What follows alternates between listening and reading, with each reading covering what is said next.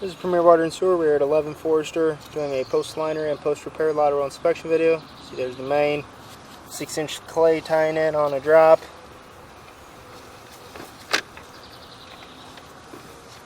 There's the top of the drop.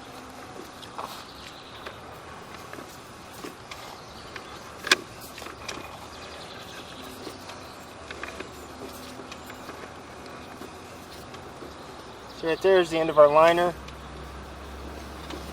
Lined over this PVC to clay connection because it was offset really bad. Smoothed out the transition there. Everything should glide right over. Lined over a broken PVC cleanout downstream. Hooked on with Schedule 40 PVC right there. There's the bottom of the cleanout. That'll conclude the video.